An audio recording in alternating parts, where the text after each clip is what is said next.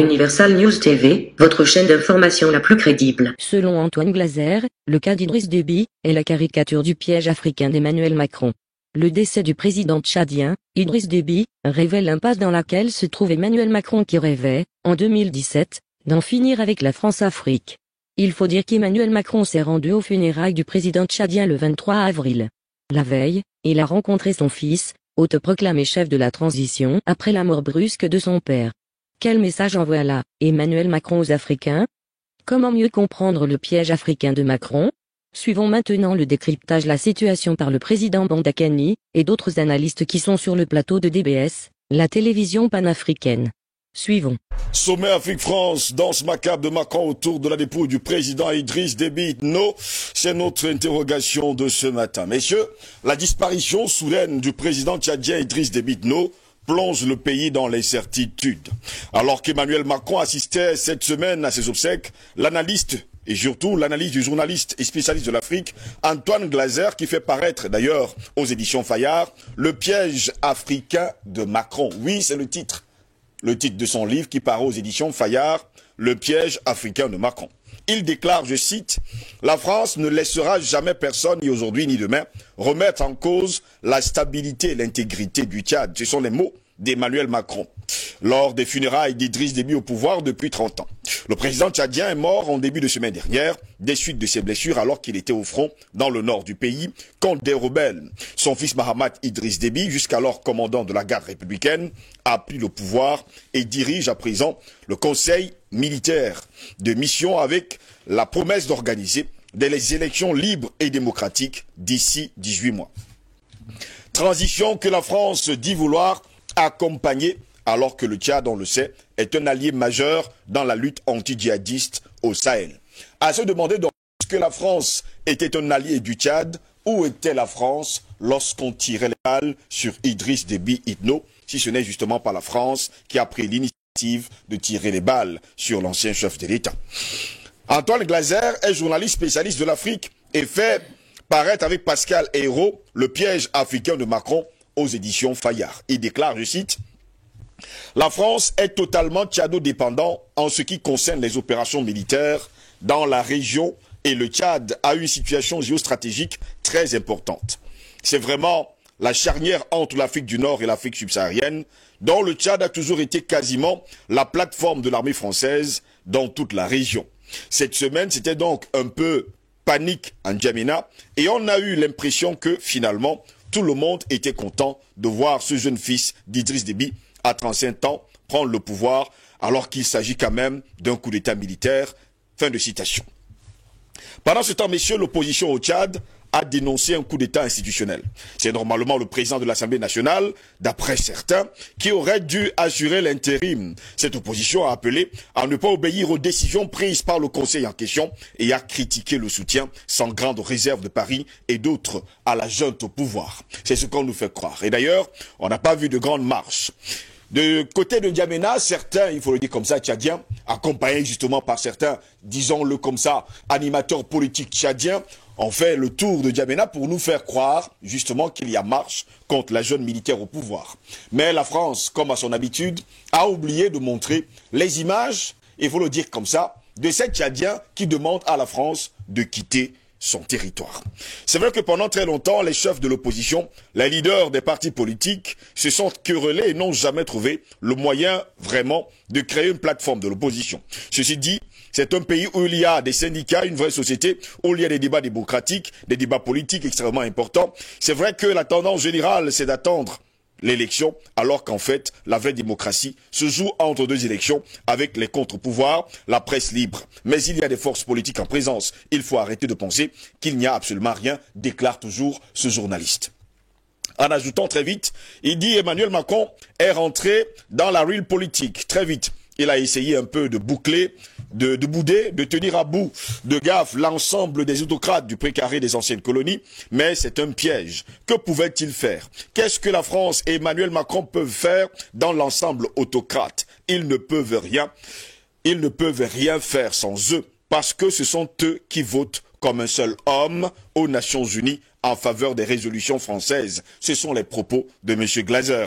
Ce sont eux qui donnent à la France sa diplomatie d'influence. La France a son piège au Conseil de sécurité de l'ONU parce qu'elle est une puissance nucléaire, mais aussi parce qu'elle est une puissance africaine. Et oui, c'est ce que déclare d'ailleurs M.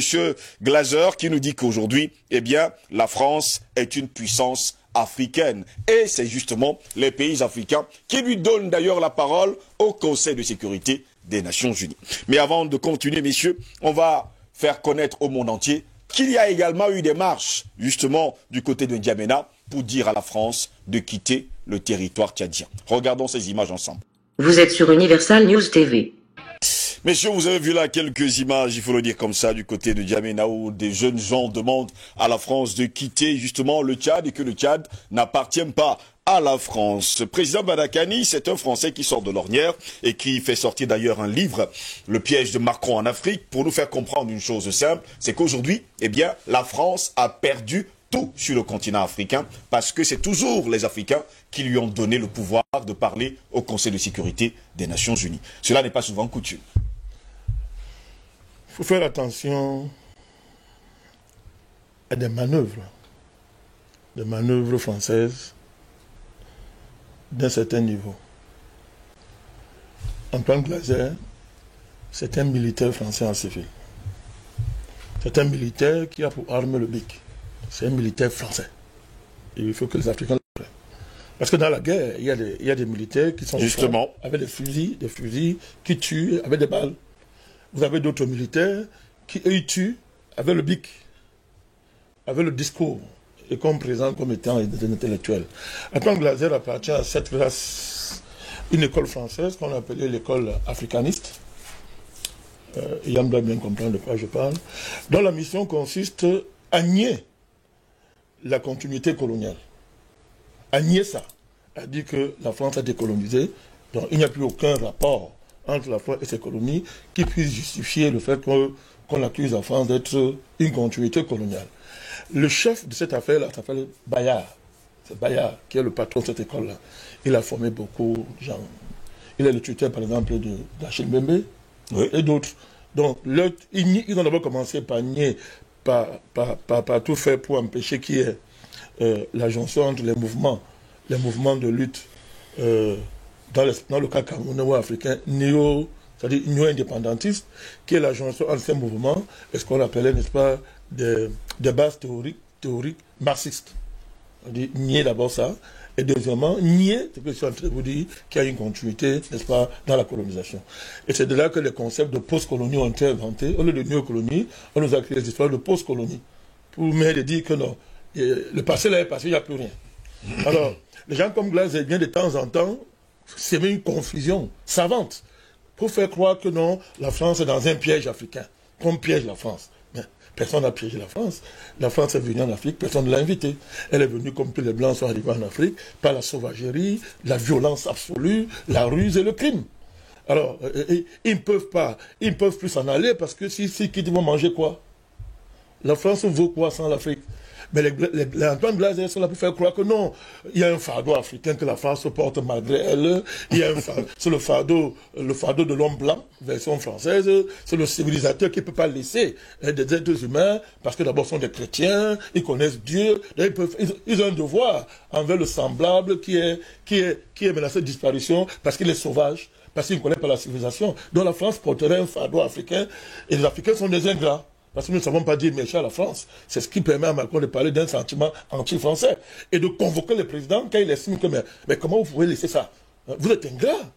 Comment les populations peuvent se lever contre la France, nous qui ne faisons que du bien à l'Afrique? C'est ça l'école de Glaser. Tout ça, on maquille un crime qui est simple. La France détruit le Tchad depuis bientôt 60 ans. Depuis la colonisation, je dis qu'à 60 ans, je parle après l'indépendance, mais c'est depuis des centaines d'années, depuis la colonisation, le Tchad est sous occupation. La France a confisqué le Tchad. On a fait sa basse-cour, son pied à terre géopolitique, comme je le dis. Les Tchadiens n'ont jamais respiré à cause des Français. C'est la France qui est au cœur de toutes les guerres qu'il y a eu au Tchad. Même quand on parle du conflit libyen, quand on parlait du jeu de Kadhafi sur la bande d'Aouzou, ce qu'on ne dit pas, c'est que c'était la conséquence des affrontements franco-italiens Oui. avant les indépendances. On ne le dit pas. Et que c'est là que la conséquence, quand Kadhafi a dévisé sur la bande d'Aouzou, c'est parce qu'il y a des antécédents pendant la colonisation qui n'ont pas été réglés. Il ne s'agit pas ici de justifier ce que Kadhafi voulait faire pendant la bande d'Aouzou. Mais je dis seulement que mais pourquoi les Français et les Américains peuvent occuper un pays africain et un autre Africain n'a pas le droit de le faire? Pourquoi? Comment on explique ça? Donc, quand les Français et les Américains occupent, c'est bien. Mais quand un Africain, un pays africain le fait, on dit il est malade, c'est un drogué, il faut empêcher parce que si lui se met là, il va tuer les Tchadiens. Donc, on veut maquiller ce crime-là. On veut maquiller le crime que c'est la France qui a assassiné géopolitiquement le président Déby. Et les jours passent, les vérités sortent. Plus les jours passent, les vérités sortent. Donc, on veut maquiller ça et transformer le crime en une opération de démocratisation du Tchad contre un dictateur le plus effrayant, le plus affreux. Et vous voyez ces thèses qui fleurissent partout, des gens intellectuels, mais intellectuels. Comme le déclare d'un Simon, oui, qui sont sortis de leur trou, y compris les plus insoupçonnés, qui disent que c'était un dictateur effrayant. C'est-à-dire qu'il était effrayant, affreux. Donc vraiment, c'est-à-dire il faut maintenant sauver le Tchad pour qu'il y ait une nouvelle figure affreuse comme le président Déby. On fait l'impasse sur le rôle de la France. On fait l'impasse sur le fait que le fait colonial le plus abject est là, en plein 21e siècle, malgré la charte de l'ONU, malgré le fait que l'ONU a dit qu'elle a décolonisé le monde et que c'est pour ça que l'ONU est l'institution fêtière la plus importante de l'humanité parce qu'elle a fait ses armes en matière de colonisation. Mais vous avez une puissance coloniale directe en plein 21e siècle qui pratique la colonisation directe en plein 21e siècle. Mais personne n'en parle. On veut nier ça pour dire que non, les Tchadiens vont s'entretuer entre eux, c'est un dictateur à tout prix. Donc il s'agit de maquiller un crime. C'est le maquillage du crime. Il faut absolument laver la face de la France. Oh, tout ça, ça fait rire parce que tout ça, ça cache. Tout à l'heure, vous parlez de danse macabre. Vous avez raison. Il y a une danse macabre autour de la dépouille. C'est même une danse de sorcellerie. C'est une danse de sorcellerie. C'est une danse de sorcières. Vous savez que dans certains territoires, parlons comme ça, il y a, lorsque des groupes d'initiés, parlons comme ça, ont avalé une victime, on fait sortir des danseuses qui viennent danser, des danses de sorcellerie. Ces danses-là servent à quoi? Servent à ce que les familles qui ont perdu leur fils ou leur fille oublient. Elles doivent oublier qu'ils ont perdu quelqu'un ou quelqu'une d'importance. Les danses rituelles servent à ça. Donc, c'est ce qu'on est en train de faire autour de la dépôt de M. Déby. Depuis, écoutez, un autre fait que de moi, regardez l'Union africaine. On vous dit que l'Union africaine est venue faire les enquêtes sur la mort de Déby. Mais vous vous rendez compte, c'est une première en Afrique. L'Union africaine s'est réveillée. Qui ne dit jamais rien, tout ce qui se passe en Afrique, qui n'a rien dit sur un cas aussi fréquent comme le cas Gbagbo, si on prend seulement ce cas-là, qui ne demandait rien. Tout était là pour qu'une fois l'Union africaine démontre qu'elle sert à quelque chose. Rien. Mais Déby, c'est-à-dire le cas Déby, l'Union africaine vient enquêter. Et tout le monde sait que l'Union africaine dépend de l'Union européenne en termes de salaire. Et quand vous ce qu'a dit le représentant de l'Union européenne pendant les obsèques du maréchal Déby, vous comprenez très bien ce qui est en train de se passer. Oui. Pendant ce temps, on nous distrait, mais le vrai plan français, il est là, franco-américain, il est là. Vous avez vu ce fameux opposant, le type d'opposant que Paris aime en Afrique, succès Masra. Oui. Vous avez vu, n'est-ce pas, comment l'ambassadeur américain, n'est-ce pas, débarque au siège de son parti, nargue tout le Tchad et il lui apporte du soutien avant la marche. C'est-à-dire, avant la marche, il était là. C'est-à-dire, l'ambassadeur, il vient. Dans le même scénario qu'on a vu en Côte d'Ivoire. Oui. En Côte d'Ivoire, on voit comment, Paris n'a plus aucune gêne, n'est-ce pas, à reconnaître officiellement de plus en plus, n'est-ce pas, ce prétendu mouvement politico-militaire. Vous voyez comment tout se met en place pour fabriquer, n'est-ce pas, la façade politique de la rébellion armée qu'on veut déclencher à tout moment, sous prétexte qu'il y a la répression au Tchad. Voilà le vrai plan. Je l'avais déjà dit, le plan, il est clair. C'est ça. On dit que le chien ne change pas de façon de s'asseoir.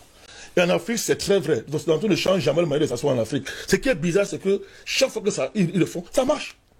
C'est-à-dire que les mêmes scènes produisent les mêmes effets. Les mêmes scénarios ont les mêmes téléspectateurs. Les gens qui regardent. Ils regardent les mêmes choses. Donc on est en train de voir, le plan est clair. On sait que parlons comme ça, dans l'équipe qui est au pouvoir actuellement, il y a des petites dissensions domestiques.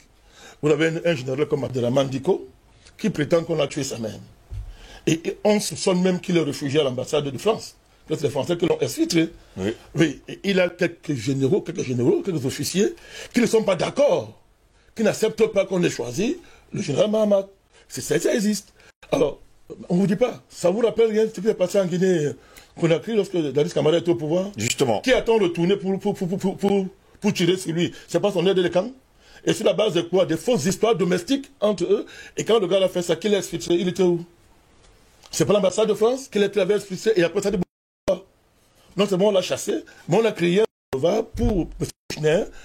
boulevard pour placer ce qui arrangeait la France, qui ne voulait plus de ce monsieur qui faisait une politique incorrecte, comme on dit. Il avait un langage direct, il n'était pas un diplomate, il n'était pas très galant dans ses propos. Le même plan, il est là.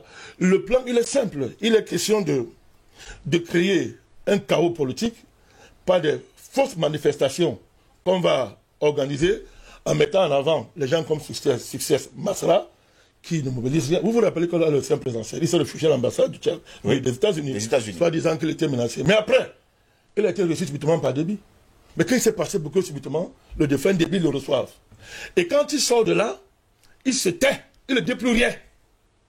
Il laisse l'élection, il ne dit plus rien.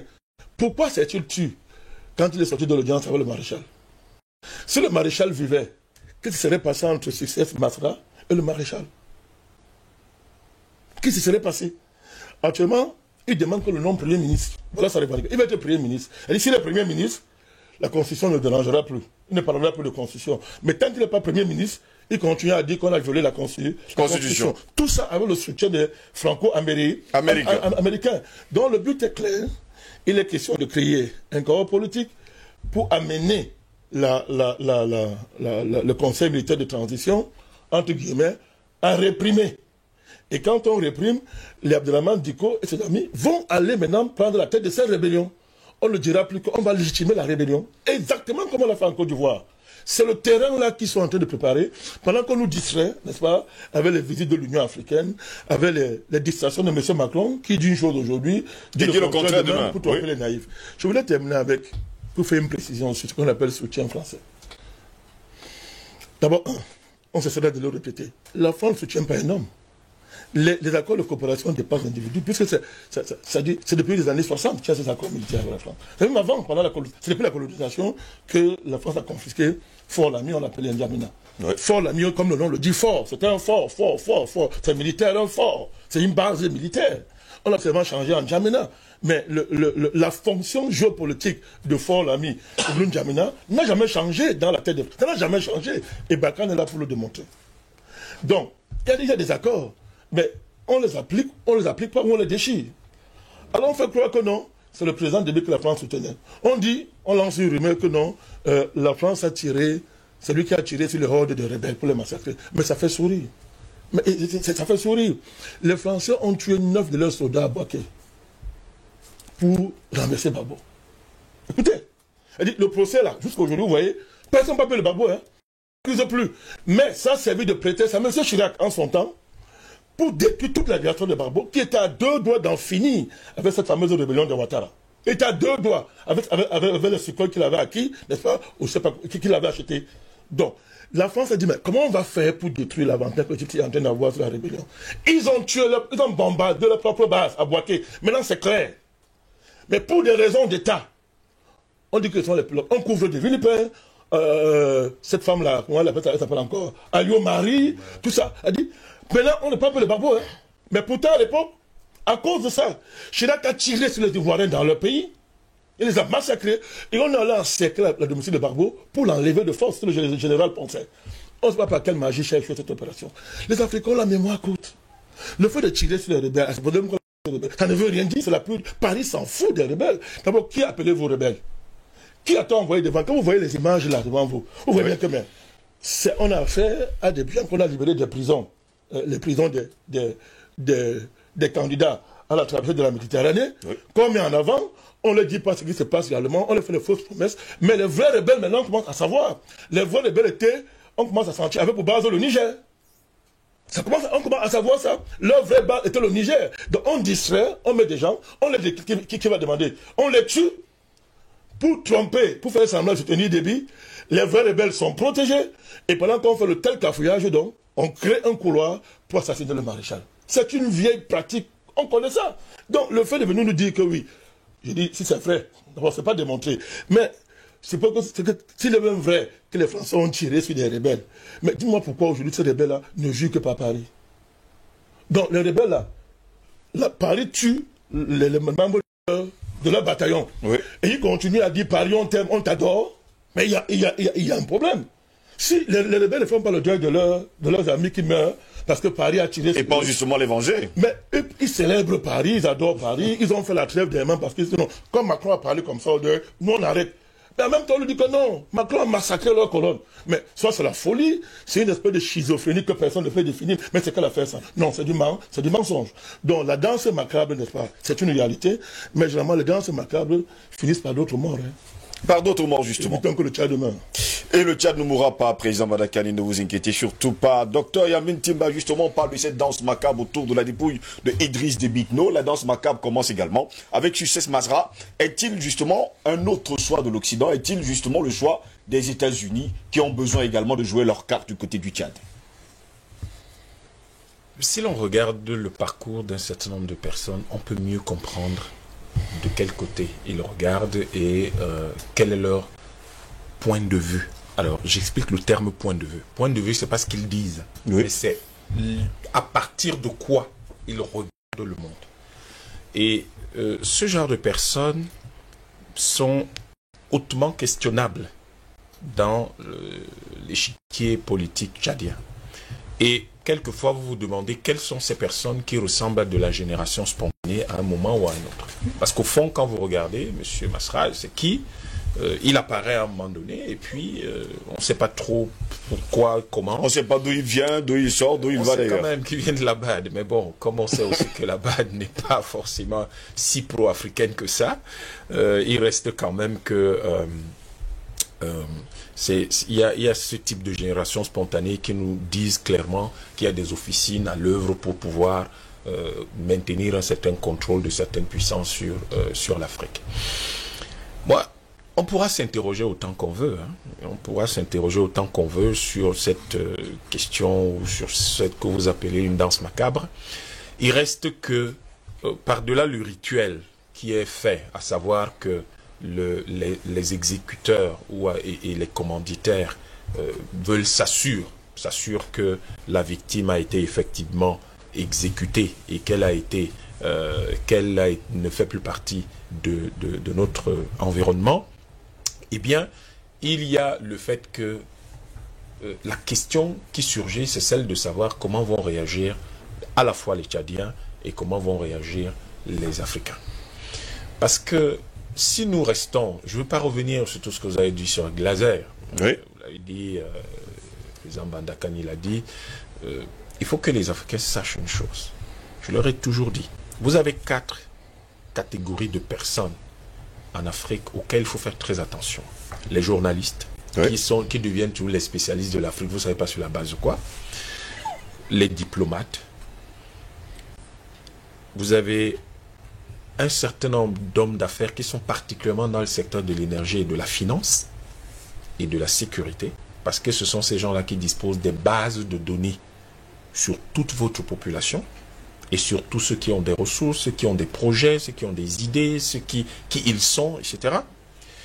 Et puis, vous avez à la fin beaucoup de gens qui viennent toujours ici en vous disant qu'ils sont dans les ONG, ils sont des coopérants, ils sont ce genre d'experts, de consultants, etc. Faites très attention, ce sont des collecteurs d'informations. Oui. Ce sont essentiellement des gens qui sont dans le renseignement et qui, en réalité, n'ont pas vraiment se soucient pas vraiment de ce que vous vous attendez d'eux. C'est-à-dire du genre, vous voulez avoir des cartes nationales d'identité ou des passeports. Ça ne les intéresse pas que vous les ayez ou n'en ayez pas. Ce qui les intéresse, c'est la base de données qu'ils vont se constituer. Vous avez les banquiers, les assureurs, les gens comme ça. Ça ne les intéresse pas au fond que vous soyez client, parce que si une filiale africaine ferme les portes, au fond, ils s'en foutent. Ça ne les intéresse pas particulièrement. Mais ce sont des gens qui collectent des informations sur vous tous, qui veut faire quoi, qui va aller dans quelle direction, qui veut devenir quoi, qui est qui, etc. Et ces bases de données nourrissent donc, en réalité, les cellules qui sont dans les présidences, dans les ministères de la Défense, qui sont dans les services secrets et qui sont dans les ministères des Affaires étrangères. Voilà comment, en réalité, on arrive à contrôler les ressources humaines en Afrique. Et on les identifie très souvent à partir soit des bourses d'études. Donc, je vous parle de tout ça pour voir le parcours des individus. Parce qu'en réalité, si vous ne voyez pas le parcours des gens, vous renseigne énormément sur qui ils sont, comment ils sont devenus ce qu'ils sont, et au fond, qu'est-ce qu'ils sont capables de faire et quel est le discours qu'ils peuvent tenir, et quelle est l'attitude qu'ils peuvent avoir dans leur pays. Il y a les bourses d'études, vous avez le Rotary, le Rotaract, il y a toute cette façon de mouler l'esprit des jeunes gens dès le bas âge. Vous avez toutes ces activités qui sont dans les lycées et collèges, qui vont toucher les questions de la drogue. Vous vous demandez où est-ce qu'on en vend, où est-ce que dans nos lycées on en voit. C'est pas parce qu'il y a 2-3 escarmouches ou quelquefois 1 ou 2 crimes dans nos lycées qu'on va subitement dire c'est devenu les espaces de vente de drogue. Là où on vend la drogue dans nos pays, tout le monde sait où ça se vend et on sait qui consomme ça. C'est pas nos élèves. Nos élèves ont des problèmes qui peuvent être arrêtés par qui de droit. Mais ceux qui décident que certaines choses arrivent dans nos lycées ou dans nos universités, ils le font pour des raisons très précises. Ouais. Donc, alors, il y a tous ces éléments-là de ciblage, de détection, d'identification et finalement de marquage de ceux qui pourraient devenir les élites de demain. Vous avez les bourses d'études qui sont généralement très orientées. Vous avez le fait qu'un certain nombre de personnes dans nos pays, en fait, sont également placés dans certains espaces d'accès à certains types d'informations pour être sûr de les tester et de s'assurer qu'ils ont d'une certaine loyauté. Oui. C'est le cas de beaucoup de personnes qui sont aujourd'hui, ils vous disent qu'ils sont des opposants. Il y a des portes qui s'ouvrent au niveau de certaines sociétés internationales où nous n'avons véritablement aucune place. Je veux dire que quand vous prenez beaucoup de sociétés, surtout dans le secteur social, quand vous prenez beaucoup de sociétés assez bizarres dans les secteurs du droit, dans les secteurs de la médecine, dans les secteurs parfois de l'économie, de la finance, au fond, nous n'y avons rien à faire parce que nos contributions sont marginales. Elles ne sont même pas écoutées. Mais le plus important, c'est qu'on veut avoir un visage. Et ce visage-là, l'objectif qu'on vise, c'est que ce visage soit présent et qu'il puisse servir plus tard à quelque chose. Voilà comment on prépare des gens qui vont vouloir se positionner comme des leaders plus tard. Donc, au fond, danse macabre, bien sûr que la France organise une danse macabre. C'est même une vieille pratique de ce qu'on appelait les cultes du Solutrien, les cultes de la Bretagne. Il faut toujours que nous fassions très attention en Afrique. Nous ne connaissons pas suffisamment l'Europe. Nous devons faire une ethnologie européenne. Ces gens ont pris des centaines d'années pour nous étudier. Malheureusement, ils n'ont pas pu comprendre parce qu'ils n'ont pas pu accéder à nos secrets. Et donc, ils ne comprennent pas toujours notre société. Mais nous devons lancer des études européennes dans nos universités pour bien comprendre comment ces gens-là fonctionnent. Et les choses comme les pratiques que vous avez identifiées là, en réalité, sont courantes chez eux. Mais nous devons savoir une chose, c'est que, à mon avis, la vraie danse macabre, c'est celle qu'ils ont prévue à Montpellier. Et c'est celle-là qu'il faut empêcher. Celle-là, nous avons le pouvoir de l'empêcher de se tenir.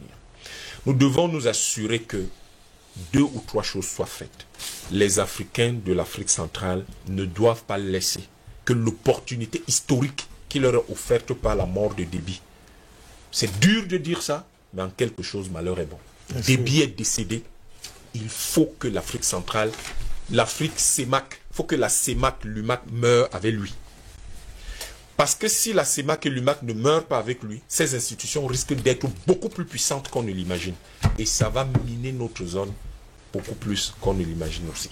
Alors, je crois qu'aujourd'hui, cette danse macabre, il faut qu'on anticipe et qu'on la bloque. Et on doit la bloquer. Les chefs d'État ont annoncé le signal, je l'espère. C'était une décision prise consciemment et que c'était un message qu'ils ont envoyé.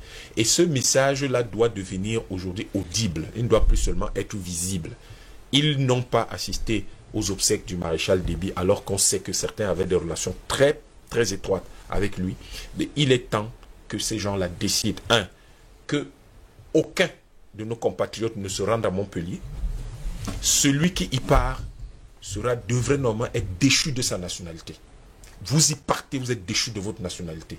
Vous y partez, vous êtes déclaré apatride, vous ne revenez pas dans notre pays. Parce que vous ne pouvez pas aller dans ce genre de choses pour revenir nous dire quoi? Pour venir nous passer les ordres que vous avez reçus. Si un seul chef d'État y va, je pense que les peuples de nos pays devraient ne plus le recevoir. Il part, il reste là-bas.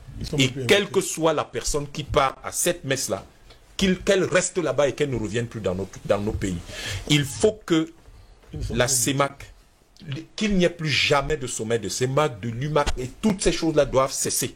Que nous nous fondions dans la CEAC pour aller de l'avant. Parce qu'aujourd'hui, en fait, il est temps de cesser de faire les petits calculs. Des petits calculs, il faut que ça cesse. C'est ces petits calculs-là qui sont en train de créer tout ce qui se crée au Tchad. Je vous ai dit sur votre plateau il y a une semaine que vous allez voir là, comme cette transition militaire va tomber dans un piège. Et ce piège-là va être la rue, parce que les gens n'accepteront pas. Moi, je comprends pas. Les gens imaginaient quand même que les Tchadiens allaient facilement accepter qu'on marche sur leur constitution de cette façon, que les gens allaient ne pas se rendre compte de ce qui s'est passé. Vous êtes vraiment sûr que le président de la République meurt et il n'y a personne? Tout le monde est content, tout le monde est d'accord qu'il faut qu'il meure celui-là. Vous dites qu'il est un dictateur. Est-ce qu'il y a un dictateur dans une colonie? Mais il y a quand même quelque chose que je ne comprends pas. Et j'entends des types qui sont censés éclairer le peuple africain répéter les mêmes inepties tous les jours. Vous ne pouvez pas dire qu'il y a des dictateurs en Afrique là où les gens sont en pleine colonie. Mais les gens n'ont pas de monnaie, les gens n'ont pratiquement pas d'armée en général. Quand ils veulent même acquérir un petit matériel, on s'assure que c'est des vieilleries qu'ils acquièrent et qui peuvent faire de mal aux mouches et aux souris à leur propre population, sans plus. Donc, vous n'avez pas de dictateur ici parce que vous n'avez pas des États au sens plein du terme. Donc, vous pouvez pas vous arrêter lorsqu'on parle du Tchad, commencer à dire oui, c'était un dictateur, tous ceux qui parlent comme ça, ils veulent éviter le vrai problème. Et la vraie victoire de la France, c'est une victoire, c'est quelque chose qui est enseigné en géopolitique et c'est quelque chose qui est enseigné dans l'histoire politique. La meilleure façon de dominer un peuple, c'est de tout faire pour disparaître de son esprit et de s'assurer que ce sont vos relais au sein de ce peuple qui en fait le terrorisme. Quand vous réussissez ça, vous avez réussi la domination parfaite. Vous n'êtes pas présent, on ne vous voit pas, on n'entend pas parler de vous. Et de temps en temps, vous venez demander pourquoi justement on vous en veut. C'est pour ça que je dis toujours la question de ce fameux ressentiment français. Bon, je ne comprends pas très bien pourquoi les Français disent qu'il y a du ressentiment. Premièrement, les Africains, ça ne les intéresse pas de savoir si la France s'est réveillée ou s'est pas réveillée le matin. Ce qui les intéresse, c'est est-ce que nos enfants ont mangé, nos femmes vont bien, notre pays se porte comment, l'économie marche comment. Le vrai problème, c'est celui-là, c'est ce qui nous préoccupe tous les matins. Et donc, la France, au fond, il est temps que nous mettions fin à toute relation avec elle. Et ça doit commencer par le fait que, et je pense que nos chefs d'État vont passer le message à tous ceux qui gesticulent là, qui pensent qu'être invité à Montpellier, c'est une consécration, c'est une reconnaissance. Et même nos propres chefs d'État, il vaut mieux que la population dise « celui qui va à Montpellier reste là-bas ». Et si vous ne revenez pas, si nos chefs d'État le disent, alors tous ceux qui prendront le risque d'y aller deviennent apatrides à leur retour. Vous savez, à un moment donné, vous devez savoir prendre des mesures dures et radicales. Quand ces gars-là ont décidé en 1884 de venir coloniser l'Afrique, ils ne se sont pas amusés. Quand ils ont décidé en 1454 de venir commencer à pratiquer l'esclavage ici, c'était pas une cour de récréation qu'ils organisaient. Il est temps que les Africains disent qu'il y a des choses qu'on ne doit plus faire. On doit cesser d'être des colonies. Mais qu'est-ce que penserait aujourd'hui s'ils revenaient? S'ils revenaient, il dirait, mais le Cameroun que j'ai laissé, l'Afrique que j'ai laissé en 58, mais c'est la même Afrique, rien n'a changé. Cette Afrique dite francophone. Citez-moi un seul pays africain francophone qui peut vraiment se lever et dire qu'il est indépendant. Et je crois que... Il n'y en a pas du tout. Ce sont ces choses-là qui préoccupent sérieusement. Les gens ne doivent pas être dans des petits calculs comme l'alternance, comme des choses comme ça. Les gens sont dans des calculs de fond. Et les calculs de fond, c'est que tout ce qui concerne la CEMAC, l'UMAC, la francophonie, les choses comme ça, nous devons y mettre fin. Rappeler nos fonctionnaires qui sont, par exemple, dans la francophonie hors du Cameroun, puisqu'ils ont de l'expertise, venir hors de l'Afrique centrale, venir organiser nos pays et travailler à leur développement. Merci beaucoup, Dr Yamtima, pour cette première prise de parole. Justement, on a besoin, Dr Jean-René Douma, des personnes qui vont justement créer la rupture avec la France. Mais on sait également une chose simple, c'est que les mêmes scénarios, comme le déclarait d'ailleurs tout à l'heure le président Banakani, sont joués sur le continent africain. Mais on ne comprend toujours pas comment les Africains eux-mêmes n'arrivent pas à retenir des leçons. D'ailleurs, Frantz Fanon déclarait haut et fort que le grand succès des ennemis de l'Afrique, c'est d'avoir corrompu les Africains eux-mêmes. Disons que la plupart des Africains, progressivement, commencent à retenir des leçons. Vous avez dit ici une fois qu'il y a des ennemis de l'intérieur et les ennemis de l'extérieur. Et malheureusement, pour réussir un assassinat comme celui dont le marshal président Idriss Déby a été victime récemment, il faut évidemment travailler avec des ennemis extérieurs. Les mêmes méthodes conduisant au même résultat, ça peut justifier le fait que la France particulièrement ne change pas de méthode. Elle ne change pas de méthode, mais la même méthode réussit. C'est ce qui est quand même la chose la plus bizarre. C'est ce qui est bizarre et c'est pourquoi nous devons continuer à sensibiliser, continuer à expliquer à une certaine frange de la population qui n'arrive pas à décoder, n'est-ce pas, les messages qui sont donnés au grand public pour que davantage les Africains, qu'ils soient en Afrique ou ailleurs, comprennent qu'il n'y a pas d'amis entre les États et qu'il n'y a que d'intérêt. La danse macabre que vous avez si brillamment identifiée et évoquée ne peut pas se dérouler sans discours macabre. Parce que retenez que le président Macron a dit beaucoup de choses, mais je voudrais relever cinq mots-clés qui ont émaillé son discours public. Il y a la paix, il y a la sécurité, il y a l'inclusion, il y a le dialogue, et enfin, il y a la fameuse transition démocratique. En ce qui concerne la paix, le président Macron dit que la France est et sera toujours là pour faire vivre l'espoir d'un Tchad paisible. Pour faire vivre l'espoir d'un Tchad paisible. C'est seulement l'espoir. Vous pensez que c'est vraiment une façon de dire nous sommes là pour œuvrer pour la paix au Tchad? Le président Barakani a rappelé, le docteur Yam l'a rappelé, même avant les indépendances, la France a toujours été présente au Tchad, et particulièrement après 1960. La France a 2 bases militaires au Tchad. Alors, vous pensez que si la France voulait œuvrer pour la paix au Tchad, elle ne le ferait pas depuis des décennies, depuis des centaines d'années? Non. C'est pour faire entendre à ceux qui ne peuvent pas décoder ce qui est réellement prévu qu'il a dit. Mais évidemment, quand il y a des choses que lorsque vous les pensez profondément et que vous les pratiquez, même vos mots peuvent vous trahir. Donc, lui, il est là pour faire vivre l'espoir d'un Tchad paisible pour les Tchadiens et pour les Africains. Il n'est pas là pour la paix, mais pour faire vivre l'espoir. Pour faire vivre l'espoir. Il parle de la sécurité. Bon sang, la sécurité au Tchad? Est-ce que le Tchad a déjà connu la sécurité un jour, véritablement? Non. Mais il parle de la sécurité alors qu'en réalité, la France est au cœur de l'insécurité ambiante et permanente, au Tchad en particulier, puisque nous parlons du Tchad. Nous avons vu des images d'un autre média panafricain où on a vu les soldats français en train de piller les lingots d'or, etc., pendant que la RCA était véritablement encore en guerre. Pareil au Mali.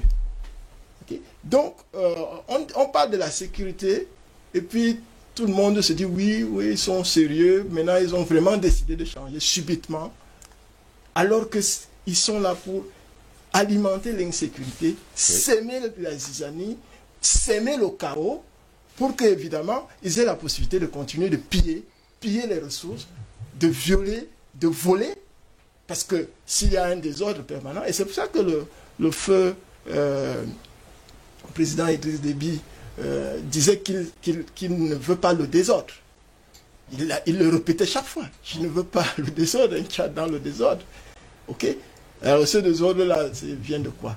On fabrique les terroristes, les soi-disant djihadistes, etc. Les faux politiciens. Qui sont tellement puissants qu'ils dépassent l'armée française basée au Tchad et l'armée tchadienne à pouvoir... Ils sont tellement puissants. C'est pour ça qu'ils sont toujours là. Et ça ne finit jamais. Non. Troisièmement, on parle de l'inclusion. L'inclusion, on a vu, le président Idriss Déby, de son vivant, a parlé du cas du changement de la Constitution. Alors que lui, il était sur le point de passer la main. On a envoyé un constitutionnaliste oui, qui est venu changer la Constitution tchadienne et permettre que le maréchal président Idriss Déby reste au pouvoir jusqu'à son assassinat. Et il parlait d'inclusion. L'inclusion signifie que le Tchad, la compétition politique au niveau du Tchad doit être ouverte à tous les Tchadiens.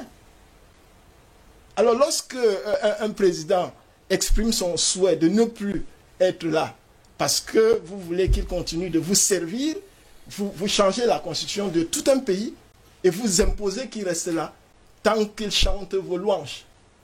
Et à partir du moment où il commence à changer de musique, vous estimez qu'il ne devrait plus être là.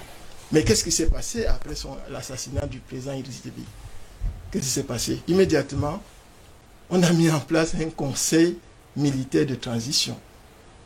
Dirigé par qui? Dirigé par le fils du président assassiné. Vous pensez que ça a été spontané? Ça a été spontané?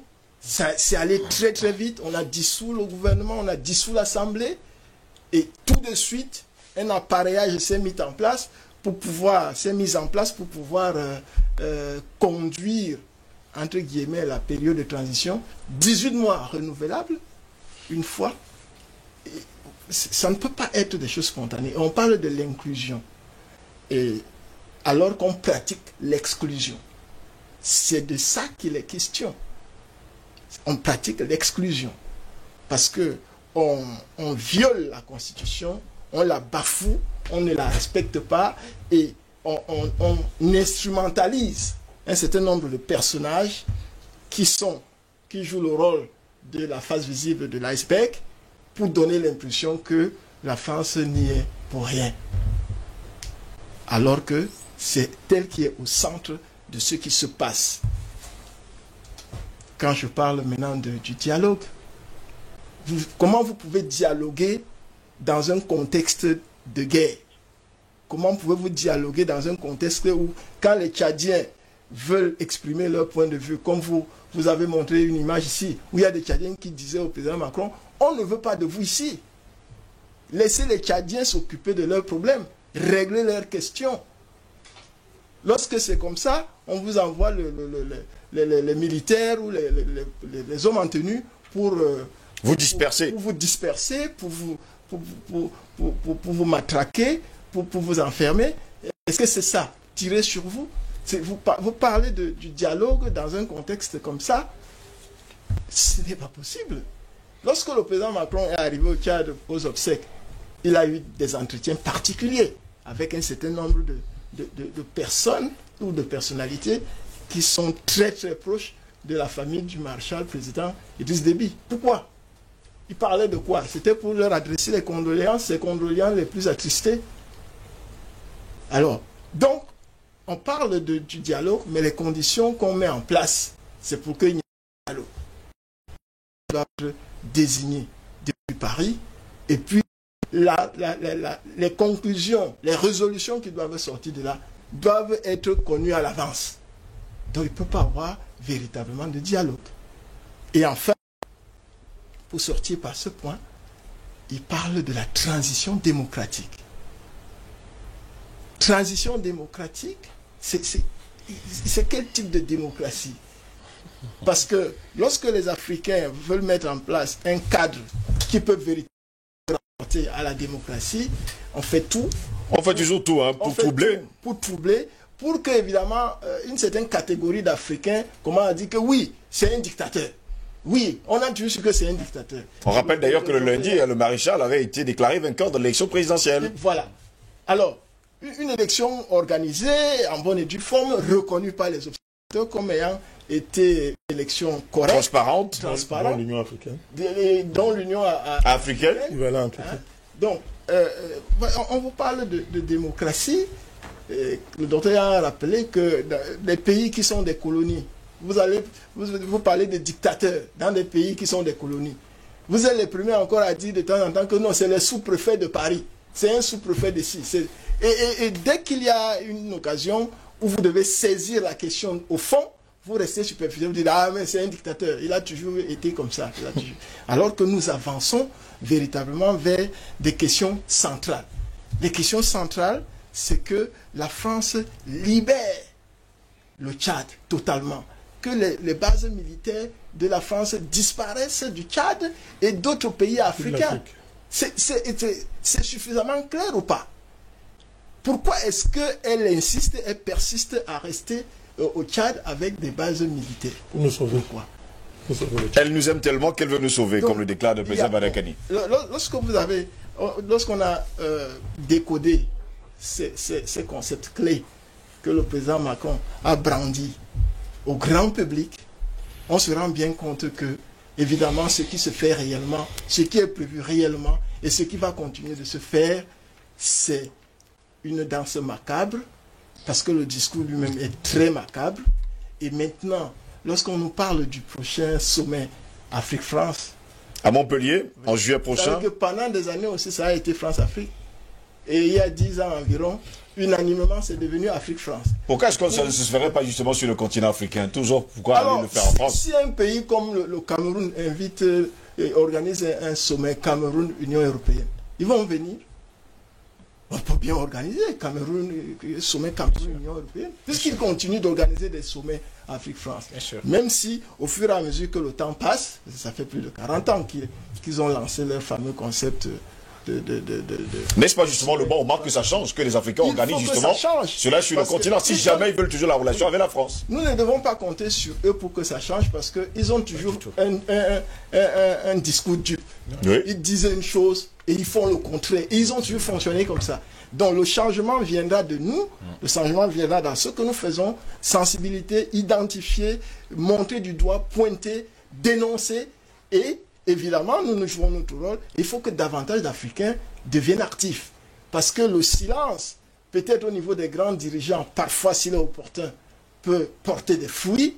Nous avons vu la réponse, nous avons lu la réponse que les chefs d'État, on va dire de la CEMAC en général, et on peut étendre dans le monde entier, parce que le maréchal président Idriss Déby n'était pas n'importe qui. Et il y aurait pu avoir même une quarantaine de chefs d'État à ses obsèques. Bien plus. Alors, donc nous avons lu la réponse qui a été donnée à travers un silence de plusieurs chefs d'État, même dans la sous-région, la réponse donnée au président Macron et à la France. Parce qu'il y en a marre. Et il y en a marre du mensonge. Et on ne peut pas continuer au XXIe siècle à nous mentir, à dire une chose et faire son contraire pour détruire énormément les peuples africains, parce qu'on veut tout avoir tout seul. Je pense que les Africains sont un pays, sont des peuples civilisés, très civilisés. Ce sont des peuples humanistes qui savent accueillir chacun chez eux, mais en même temps, ces peuples méritent de vivre, n'est-ce pas, de leur espace qui leur est consacré, et surtout de décider de ce qu'ils font de leurs ressources. On ne peut pas tout le temps avoir des difficultés parce que nous avons des sous-sols extrêmement riches. Merci, docteur Jean-René Douma. Albert Anatole, ici en plein 21e siècle, on parle toujours de néocolonialisme sur le continent africain. Pendant ce temps encore, certains Africains continuent de jouer le jeu de la France. Je prends par exemple le cas du succès Masra, je prends également le cas de Mahamat Ali, qui lui également Mahdi Ali, qui également joue également le rôle de la France. Et je poserai cette question, que fait encore la France sur le continent africain? Elle aime tellement les Africains qu'elle demeure sur le continent, pourquoi ne pas rester chez elle? Oui, disons que je voudrais déjà indiquer que le problème tchadien est intimement lié au problème contre l'insécurité au Sahel, c'est-à-dire le terrorisme.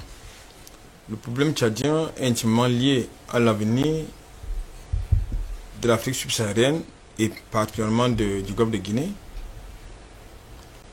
Je voudrais également rappeler que l'engagement diplomatique militaire en Afrique de la France justifie encore son siège de membre permanent au Conseil de sécurité des Nations Unies. Je voudrais également, parce que je voudrais, avant d'aller dans les éléments d'analyse, vous présenter des éléments factuels, pour que vous compreniez très bien où je vais. Je voudrais également indiquer que de ce point de vue, c'est pas pour demain que la France peut partir ou partir de son propre gré. J'explique. En Afghanistan, les États-Unis ont mobilisé 100 000 soldats pour un territoire d'environ 600 000 km². Dans le pays du G5 Sahel, Paris a eu la prétention de mobiliser 500 militaires sur un territoire de 5 millions de km². Et ils ont, il y a environ 2 ou 3 ans, ajouté environ 600 000 hommes. 600 hommes, voilà. 600 hommes. Ce qui nous donne un chiffre de presque 5100 soldats français sur le sol. Un territoire de 5 millions de km². Vous ne voyez pas qu'il y a un problème? Il y a un gros problème.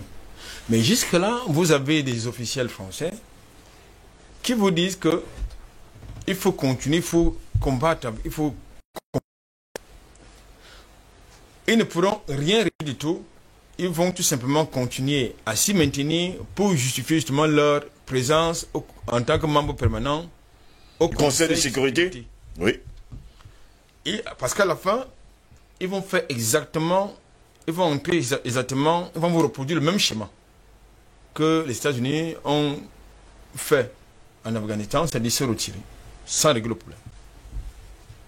Puisque les États-Unis ont de l'expertise en matière militaire, ils ont une puissance de feu, ils ont des hommes, mais qui couvraient quand même un territoire moins étendu que celui dont la France a eu la prétention de pouvoir couvrir. Ça veut dire que derrière ce projet contre le djihadisme dans le Sahel, il faut quand même indiquer qu'il y a un gros business derrière. Je voulais quand même vous rappeler que le ministère de la Défense français dépense plus d'1 milliard d'euros par an au Sahel. Et vous voyez bien que la plupart des militaires désengagés viennent au Sahel parce qu'il y a les primes qu'il faut toucher. Et c'est ça, c'est le contribuable français qui paye. On ne peut pas produire donc de l'argent sans pour autant avoir quelque chose en retour, Albert Anatole. Vous allez comprendre mes éléments d'analyse, j'y arrive. Oui. Et vous comprenez donc pourquoi? Parce qu'il faut d'abord ramener cette question au niveau de la légitimité, mais de la présence des forces françaises sur le continent africain. Parce que c'est une question centrale. Pourquoi est-ce que Élysée n'a pas voulu amener cette question au niveau du Parlement français? Parce que justement, ça va être bloqué. Dans la mesure où vous avez le contribuable français qui paie quand même plus d'1 milliard de francs CFA. D'euros. Plus d'1 milliard de francs CFA d'euros. 1 milliard d'euros. Plus d'1 milliard d'euros, autant pour moi, plus d'1 milliard d'euros par an. Oui. Pour une guerre qui ne se justifie pas. Et qui se passe, qui se dit très loin du territoire français. Ça pose quand même, ça amène quand même à réfléchir. Maintenant, vous avez derrière ce business de la guerre qui nourrit également les complexes militaro-industriels. Vous avez derrière les projets, parce que son projet de Afrique, sommet Afrique trans, c'est pas au hasard, ça n'est pas au hasard. Ça a changé, au départ c'était France-Afrique. Bon, non, ils veulent nous faire croire qu'en utilisant la sémantique... Toujours la danse macabre. En utilisant la sémantique, ils voudraient nous faire croire que désormais l'Afrique a un impact au niveau de la politique française en Afrique. C'est ce qu'ils veulent nous faire croire. Ça ne vient donc pas de nul, c'est pas au hasard que vous avez donc ce sommet Afrique-France qui est organisé à Montpellier. Nous sommes dans la perspective, n'est-ce pas, d'une présidentielle. Il est donc important que dans l'animation de sa campagne électorale, M. Macron puisse justement éviter que les Français d'origine africaine, qui pèsent quand même 10% dans l'électorat français, ne migrent pas vers l'extrême droite de Mme Marine Le Pen, oui. Parce qu'aujourd'hui, c'est une question également fondamentale. Donc, il faut donc justement justifier et programmer tout et n'importe quoi pour justement faire un peu de marketing au niveau de la diaspora africaine, de ce côté-là. Qui, il faut également le dire, nourrit beaucoup de frustration par rapport d'abord à la politique de M. Sarkozy, de M. Macron, en tout cas de ses prédécesseurs, et davantage sur M. Macron. Quand j'ai présenté, n'est-ce pas, les éléments factuels, j'entre dans l'analyse pour vous dire que, en réalité, Paris ne peut résoudre aucun problème d'ordre sécuritaire sur le continent africain. Du tout. Du tout. Du tout. Et vous savez également que Macron, il est plus calé en philosophie et en finance qu'en stratégie militaire, même s'il a des conseils militaires. Ce qui l'intéresse, c'est le business. Parce qu'il est absolument question, puisqu'il est conscient du fait qu'en fait, au niveau de l'espace francophone, Paris perd de plus en plus de son influence. Il fait donc justement désormais la cour aux pays d'expression anglophone, lusophone, justement pour pouvoir maintenir sa présence au niveau du Conseil de sécurité des Nations Unies.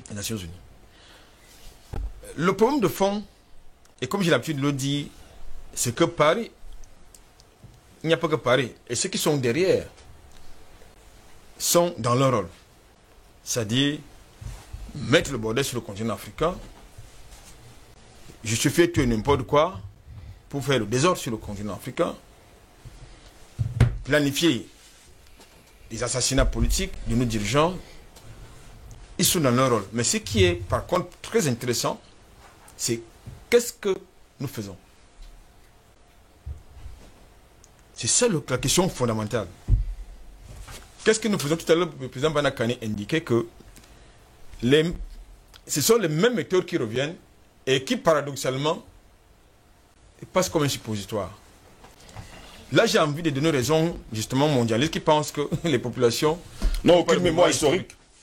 Oui, j'ai envie de leur donner raison, parce que tout le temps, c'est les mêmes schémas, c'est les mêmes scénarios, mais ce qui aboutit au même résultat, mais nous sommes là. Mais finalement, est-ce justement aux populations de réagir, ou alors est-ce aux politiques, ou à la société civile? Puisque nous parlons de la société civile, cette société civile qui se revendique comme telle est en train d'aller à Montpellier. Puisque M. Macron a choisi un casting bien précis. Il s'agit justement des membres de la société civile, des intellectuels, en tout cas qui ont... On a en train de faire de tamis à Yaoundé également, Albert Anatola ici. Non, il s'agit justement des gens qui ont... On fait le tamis à Yaoundé ces jours-ci. Oui, pour ceux qui vont y aller justement au sommet France-Afrique. C'est le classique justement qui est organisé par les représentations diplomatiques de Paris sur le continent africain. C'est un casting qui est axé sur un profil bien précis des participants à cette affaire de Paris, à ce qu'ils appellent les ateliers de la pensée. Oui, ils appellent ça les ateliers de la pensée de Montpellier. Alors moi je pense que c'est dans la société, c'est dans de manière privilégiée, et même la société civile qui vont participer à ça. Mais la société civile, elle est corrompue. Je suis désolé de le dire, nous n'avons pas de société civile. Comme nous n'avons pas d'hommes politiques, parce que l'élite politique au sens démocratique du terme, au sens politique du terme, nous n'avons pas, parce que j'ai l'habitude de le dire, ce sont les animateurs politiques, une classe politique qui est également corrompue, à l'exception de certains. Il y en a qui sont même déjà corrompus avant d'être aux affaires. Ça pose quand même un problème de crédibilité. Donc vous prenez le cas de Succès Matra? Je n'ai pas envie de citer les contemporains. De Mahamad Mahdi Ali? Je dis, je n'ai pas envie de citer les contemporains. Donc, mais nous parlons du Tchad, Albert. C'est une société civile corrompue. Oui. Ce sont les élites, entre guillemets, corrompues, puisque monsieur Mahamad Mahdi Ali, il a passé plus de 25 ans à Paris, il a des acquaintances avec l'international socialiste, pour ne pas dire le parti socialiste. Il a un pied sur terre à Paris, il est financé par les puissances étrangères. Il a été aux affaires. Je par le parti socialiste. Il a été aux affaires au Tchad, donc il ne peut pas être quelqu'un qui est pur, moralement puis politiquement parlant. Ça veut dire qu'il est corrompu. De ce point de vue, et c'est comme c'est sur sa trajectoire justement que Paris fonctionne. C'est-à-dire utiliser justement des marionnettes corvéables, évidemment à souhait. Donc je crois qu'aujourd'hui, ce qui se passe au Tchad nous interpelle fondamentalement. C'est-à-dire ça pose de manière fondamentale la qualité, n'est-ce pas, de notre ressource politique, la qualité de notre société civile, la qualité de notre leader d'opinion. Donc, je crois, pour terminer, avec votre permission aussi, pour vous dire que c'est à nous de porter des solutions. Ce n'est pas Paris qui vit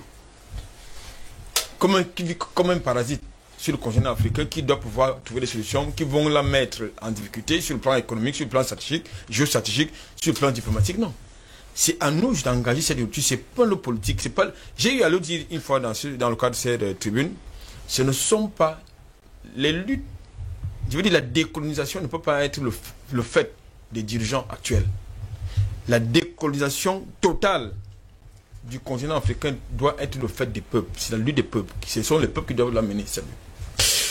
Je vais me tourner vers vous, un président Badakani, pour vous poser cette question que j'ai toujours envie de poser à tous les Africains d'ailleurs. Est-ce à la France de venir résoudre les problèmes des Africains? Et d'ailleurs, comment comprendre que certains Africains, qui seront justement invités au sommet de Montpellier, y aillent quand même, ou alors partent de ce côté-là, pour chercher à résoudre les problèmes de l'Afrique? N'est-ce pas sur le continent africain qu'il faudrait justement venir résoudre ces problèmes? Que vous soyez un intellectuel, que vous soyez de la société civile, que vous soyez un homme politique, n'est-ce pas sur le continent africain qu'on pourrait résoudre ce problème? On a l'impression aujourd'hui, président Badakani, que sans, il faut le dire, l'adoubement et la bénédiction de la France, on ne saurait résoudre un problème sur le continent africain.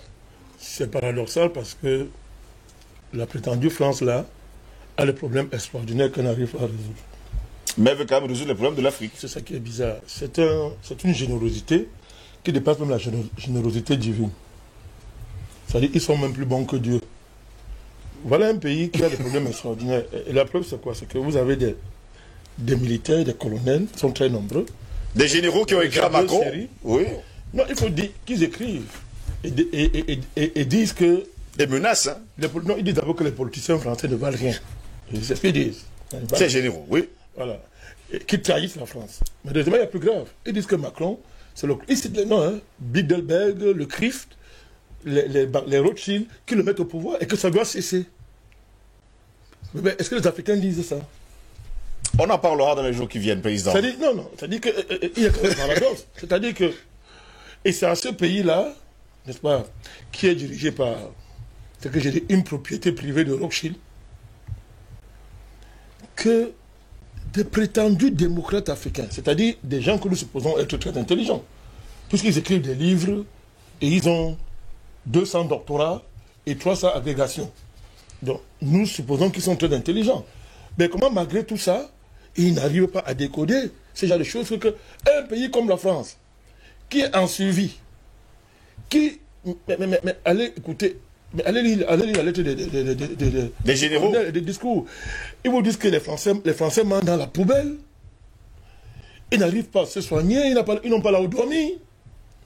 Ils n'ont pas là où dormir. La débauche et la dégénérescence humaine des enfants de la jeunesse n'est plus supportable.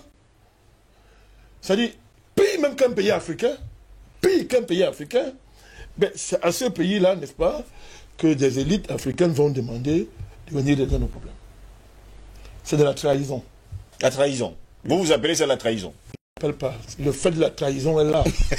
C'est pas nouveau. C'est pas nouveau, ça. On vous comprend. C'est pas nouveau. Ça dure plus de 1500 ans, ça. Il y a des repères. Si on va plus loin, ça va commencer aujourd'hui. C'est pas nouveau. Donc, ce qu'il y a à faire, tout à l'heure, on parle de solution, c'est de bien étudier la geste, c'est-à-dire la chronique, faire la chronique, oui, de la longue trajectoire de trahison qui structure le comportement d'une bonne partie des Africains depuis des millénaires, puis bientôt des millénaires. Et pour dégager la loi qu'il y a là-dedans. Je pense que nous travaillons dans ce sens. Cette loi-là, j'essaie de dégager cette en vous disant que il faut intégrer le fait que vous avez 40% d'Africains qui travaillent contre l'Afrique. Vous avez dit ça ici. Et que parmi les 40, vous avez 20%, moins 25, 20% qui le font consciemment. C'est-à-dire qui ont des intérêts assumés. Qui le font sans état d'âme. Mais regardez le leader de la société civile là qui va là à Montpellier. Il a 3000 doctorats. Il a 10 000 livres qu'il a écrits. Qu'on lit évidemment dans les officines diplomatiques françaises, parce que très peu d'Africains lisent ça. Puisque la valeur d'un livre, c'est d'impacter la vie sociale. Mais les livres qui restent dans les bureaux des diplomates, qui financent ça, on sait à quoi ça sert. Donc, regardez ce monsieur-là, il a 300 doctorats. C'est un savant. Mais dites-moi comment il ne comprend pas ce qui est évident à comprendre là. Dites-moi par quelle magie il croit que Macron peut régler un problème en Afrique. Donc, il sait que Macron ne peut pas. Donc, c'est la trahison, c'est le mercenariat. Puisqu'on ne peut pas me dire que ces gens-là ne connaissent pas, puisqu'ils ont 3000 doctorats. Ils savent, ce sont des savants. Donc, s'ils font ce qu'ils font, c'est qu'ils le font en connaissance de cause. Donc, en stratégie, il faut admettre ça. Maintenant, l'autre versant de l'affaire, et c'est là où je rejoins Douma dans l'optimisme, c'est que depuis aussi des millénaires, des patriotes africains luttent. L'Afrique, moi je dis que la caractéristique fondamentale de l'Afrique, c'est cette résistance-là. Cette tradition de lutte qui ne s'est jamais arrêtée. Et qui explique le miracle de l'Afrique est debout. Malgré tout ça. Malgré tout, c'est-à-dire on est debout, on lutte. C'est ça qu'il faut fructifier. Il faut fructifier ça. Booster ça et rendre ça plus puissant pour le travail qu'on essaie de faire. Moi, je ne rêve pas de convertir un Afro-Africain. Je n'ai pas le temps à perdre. Je ne rêve pas de ça. Je sais qu'ils ne vont pas se convertir. Parce qu'ils sont... ce sont des intérêts. Ils ont accepté ça.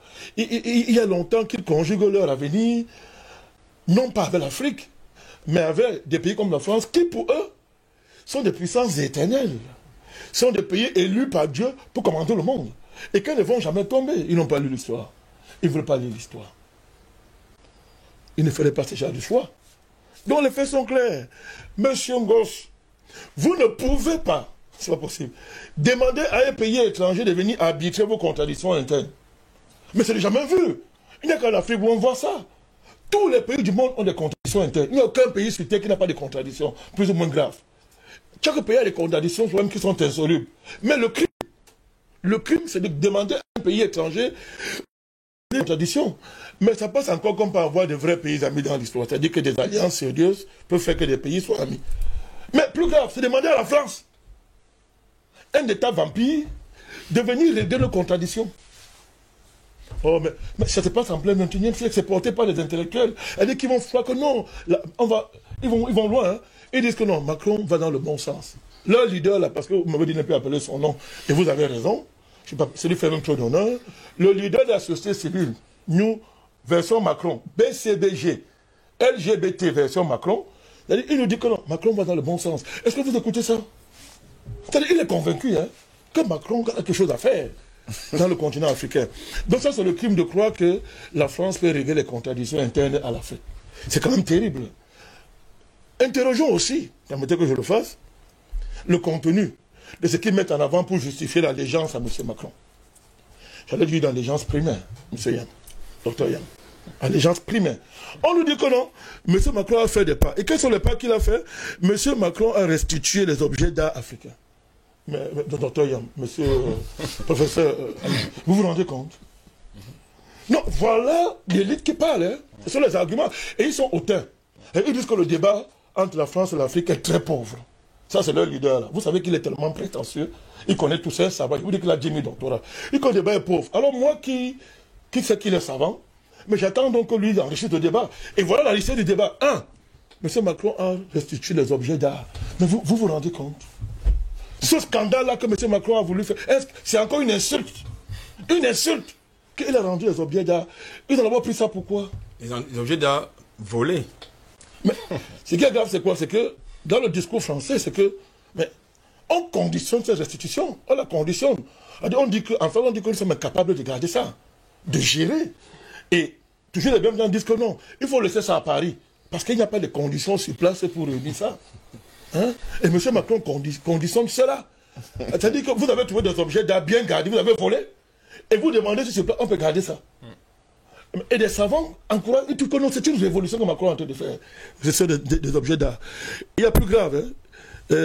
Conception et réalisation de la saison Africa 2000. Plus que 20 minutes, monsieur, vous sortez de cette édition. Vous vous rendez compte, Dr Yam? 2020. C'est-à-dire 2020, oui, Africa. Ça veut dire, à l'époque, comment on faisait circuler les esclaves, le maître fait la promotion de son esclave. Mais c'est très grave. Quand le maître, vous savez qu'avant, on prenait les esclaves, on les exposait, et on faisait la vente aux enchères. Bien sûr. Oh, celui-ci est beau, il est fort, il a un sexe puissant, il a des pectoraux, vous voyez, mon esclave, tout ça. Donc la France, pays esclavagiste, va faire la promotion de l'Afrique en France. La promotion culturelle. De l'Afrique en France. Mais est-ce que vous vous rendez compte? On nous dit que voilà les avancées. Hein? Voilà les avancées. On nous dit, ok, oui, il a fait bouger la digue du franc CFA. Il a fait bouger la digue du franc CFA. Donc c'est Macron a fait bouger la digue du franc CFA. Et puis, il y a un génocide, il y a un rapport sur le génocide au Rwanda. Ouais, docteur Yam, professeur. Mais c'est vous, ça dit. Mais sauvez-nous, c'est quoi? C'est ça, là? Voilà, c'est ça? Oh, tous ces combats, tout le monde le sait, tout ça est arrivé à cause des combats panafricains. Nous les avons obligés, c'est pour couper l'herbe sur les pieds des panafricanistes. Et comme ils peuvent rien offrir de bon, la pacotille, des solutions pacotille, on les déverse là, et des Africains, soit des intellectuels, récupèrent ça pour donner à Macron un masque favorable pour tuer leurs frères. Mais c'est une malédiction, ça. Ça s'appelle malédiction pour tuer leurs frères. Oh non, non, Macron qui a honte de parler avec nous, il ne peut pas avancer, il ne peut parler avec aucun Africain. Il lui faut un masque, une façade. Il lui faut une interface. Et on nous brandit des gens qui sont l'interface. La question des interlocuteurs, M. Ngoss. Bon, quand on voit ça, vous osez parler de dialogue entre la France et l'Afrique. La France parle avec qui? Puisque la France parle avec les sous-français. Finalement, la France a toujours parlé à la France depuis la guerre d'État. Vous avez compris où je vais arriver. Qu'on ne trompe pas les gens. Il ne faut pas qu'on trompe les gens. Il n'y a aucun dialogue. La France ne peut pas dialoguer avec l'Afrique. Je l'ai dit depuis très longtemps. Elle ne peut pas. Elle ne peut pas. C'est impossible que la France parle avec l'Afrique. Elle va parler quoi? Qu'est-ce qu'on va parler avec la France? Depuis que les gens parlent avec la France, ça aboutit quoi? Ça aboutit à quoi? Donc, vous voyez donc que c'est comme en 1945 au début. J'ai dit toujours que le franc CFA a été créé, il y avait trois types d'interlocuteurs. Il y avait un Français de la métropole, et il y avait deux Français représentant les colonies. Et quand on a signé, on a dit, le Français pour la métropole, il a signé, il a dit, pour la France métropolitaine, les deux autres ont dit, pour l'Afrique, nous signons. C'était deux Français. Ça n'a jamais changé. Sauf que maintenant, on prend des gens qui ont la peau noire pour jouer le même rôle. Comment on dit ça? Pour jouer le même film? Le même film. Alors, merci du mot, ça que j'ai. Pour jouer le même film. La question de dialogue toujours. Oui. Vous savez quand la France dialogue à l'Afrique, ce que ça produit? Vous savez, le que vous dites? Allez-y, vous allez le dire. Marcoussi. Marcoussi. Vous l'appelez Marcoussi? Marcoussi avec le Mambo. Voilà. On lui a dit de mettre dans son gouvernement. Vous connaissez, non? Oui. Les militaires qui ont pris les armes contre lui. On lui a dit, mettez dans le gouvernement. Il rentre en Côte d'Ivoire, allez gouverner. On a vu ce que ça a produit.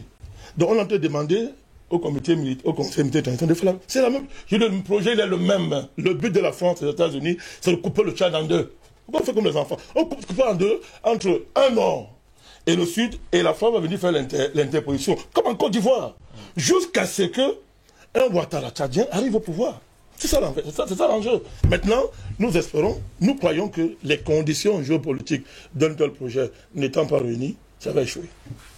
Docteur Yamtiba, plus que 15 minutes pour sortir de cette édition de Libye ce matin. Je vous poserai justement la question, est-ce à la France de choisir ses interlocuteurs pour parler avec elle? Non, je crois que le président Valakan, il a dit hier en réalité, il y a un mot qu'il n'a peut-être pas prononcé le mot, mais c'est ce qu'il a dit. La France fait un monologue. Elle fait un monologue avec elle-même depuis un certain temps. Oui. Et ce monologue, évidemment, vous l'imaginez, ça ne peut pas être quelque chose qui convient aux intérêts de l'Afrique. Donc quand le docteur Ndouma dit, le type vous parle de dialogue, mais vous vous demandez de quel dialogue il parle, il vous parle de transition démocratique, de quelle transition démocratique il parle quand il n'y a pas de possibilité de dialogue, mais c'est ça le problème. Alors il va vous dire, oui on organise un sommet Afrique-France, mais qu'est-ce que le sommet Afrique-France? Mais le sommet Afrique-France c'est une opération de confirmation mondiale, en mondovision. Il faut que chaque année, la France confirme à ses alliés et à ses partenaires politiques et économiques sa mainmise sur l'Afrique francophone. C'est tout. C'est ça qu'on appelle le sommet Afrique-France ou France-Afrique, appelle ça comme ils veulent. C'est ça. Vous nous confirmez que vous tenez encore cette partie du monde, que les 15 voix que nous avons à l'ONU déjà précomptées, on les a toujours. Et c'est ça qui consolide sa position aux Nations Unies, au Conseil de sécurité des Nations Unies. Oui. Mais ce sommet, c'est également pour rassurer ses propres hommes d'affaires. Claire. Il faut les rassurer sur la gratuité des matières premières en Afrique francophone et sur l'ouverture des marchés africains. Voilà ce que ça veut dire. Voilà pourquoi il s'est battu pour absolument obtenir la signature des APE.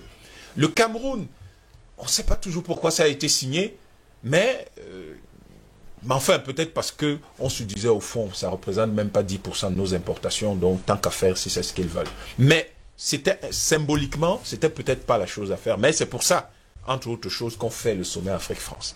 Il faut rassurer les hommes d'affaires français que les matières premières seront toujours gratuites. Vous comprenez le mécanisme par lequel ils acquièrent. Ils ne payent pas. On écrit qu'on a pris au Congo, au Cameroun, au Tchad, et puis on verse 50% dans le compte d'opération. Enfin, en principe 50%, mais on sait qu'on vous versera 15% là-bas, éventuellement. Et il faut que les marchés restent ouverts. Parce qu'au fond, est-ce que leurs produits sont si compétitifs que ça partout dans le monde? Il faut que ça reste ouvert. Parce que imaginez bien que les 300 millions ou 250, 300 millions de personnes qui sont dans les 15 pays d'Afrique francophone aujourd'hui, que leur marché soit fermé. À votre avis, sur le plan économique, où serait la France? Il faut que nous sachions une chose, et ça va nous permettre d'arriver en réalité de répondre de façon plus structurée à votre question. La France choisit, devrait-elle choisir les gens avec lesquels elle dialogue? La France n'a pas l'intention de dialoguer. Elle n'a pas l'intention de dialoguer. Mais un pays qui a toujours tout fait, tout seul, qui a signé même l'indépendance de nos propres pays elle-même. Par décret. Par décret. Est-ce que vous avez des Africains qui sont allés s'asseoir et signer que notre pays devient indépendant? Citez-moi un pays africain qui a un acte d'indépendance. Il n'y en a pas. De l'Afrique francophone, il n'y en a pas. Où il y a un acte d'indépendance établi par des patriotes et des nationalistes. Il n'y en a pas. En Afrique francophone subsaharienne, il n'y en a pas. Il y a un décret, il y a un document français qui dit que ce pays est devenu indépendant. C'est quoi? C'est pour ça que je vous dis, les gens qui vous disent post-colonie, brutalisme, faites très attention sur ce concept. Ce sont des personnes qui veulent entériner avec la France, parce que la France, son objectif, veut entériner avec elle l'idée que la France n'est plus là. Le fait qu'on ne la voit plus, c'est la plus grande victoire de la France. Ils sont payés pour ça.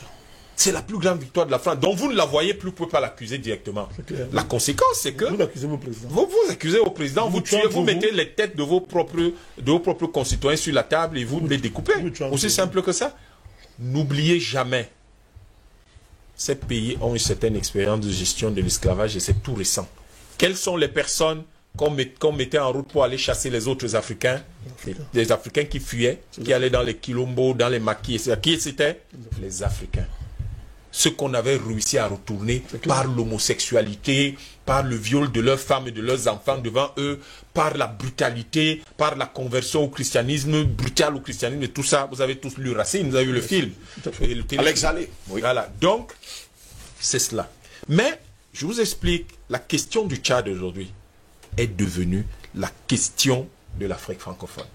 Dès que Déby est mort, la question du Tchad était devenue tout de suite la question de l'Afrique francophone.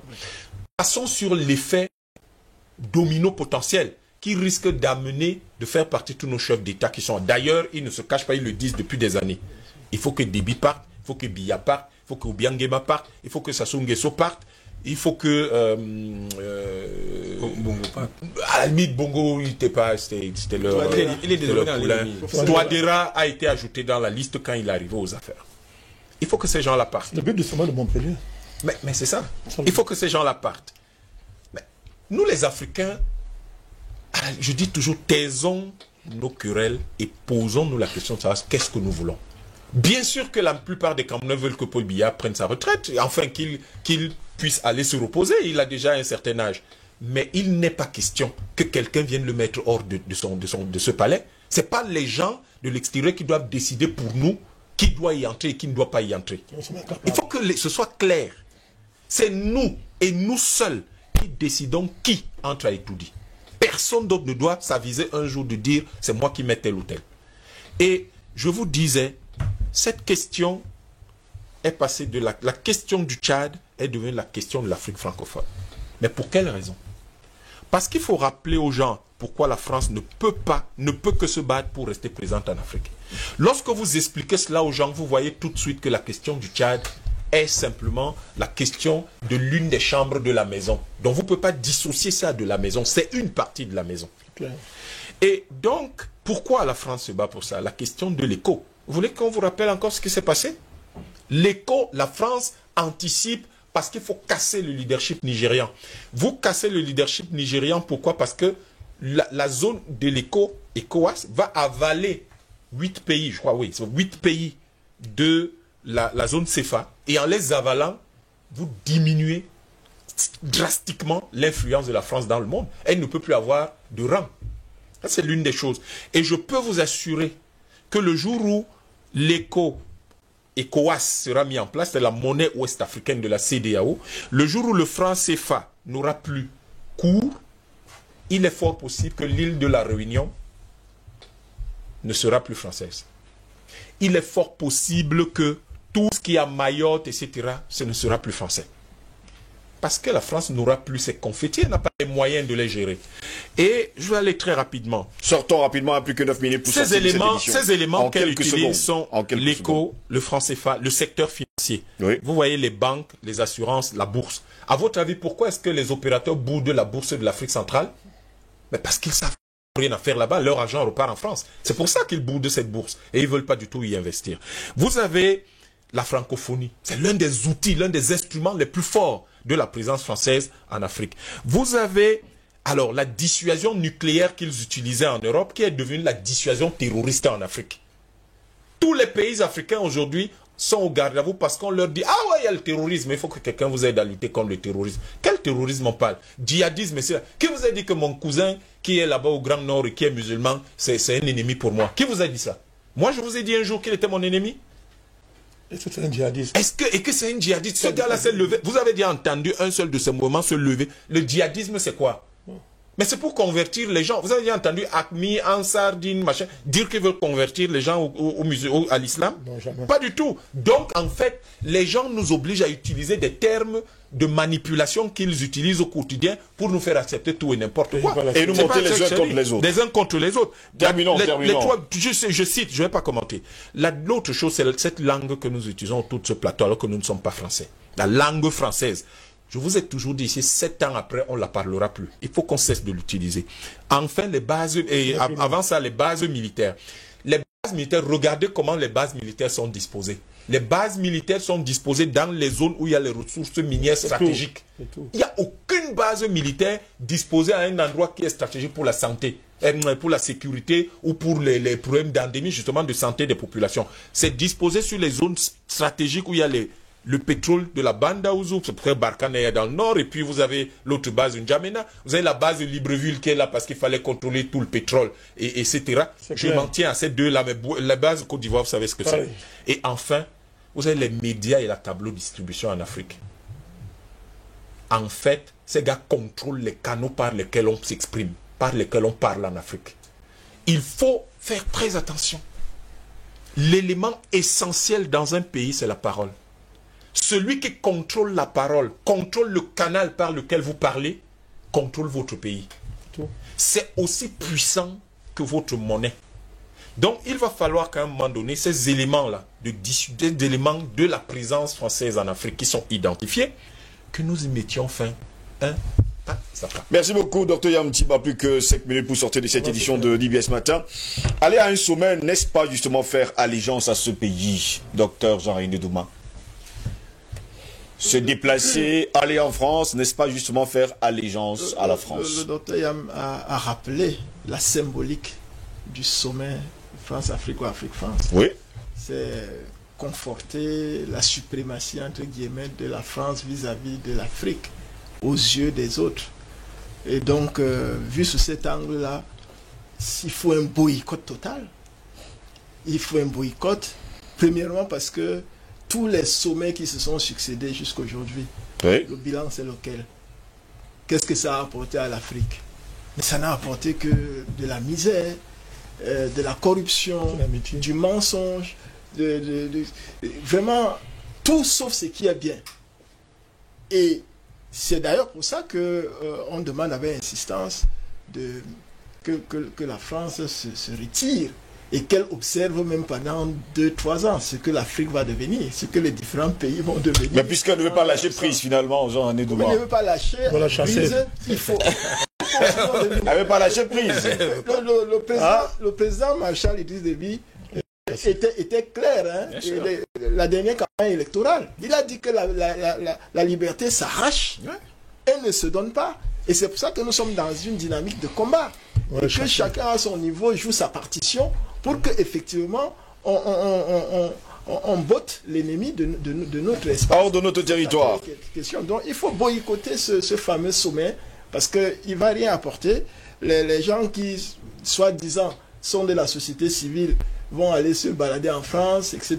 Ils vont faire leur shopping. Ce sont des savants. Et puis vont revenir. Ce sont des savants. Et ça va en passant. Moi, j'ai suivi un occidental suffisamment expérimenté qui disait que l'intelligence, c'est pas synonyme d'avoir beaucoup de diplômes. Ce sont des savants. Voilà. Donc, nous devons mettre notre intelligence au service de la société.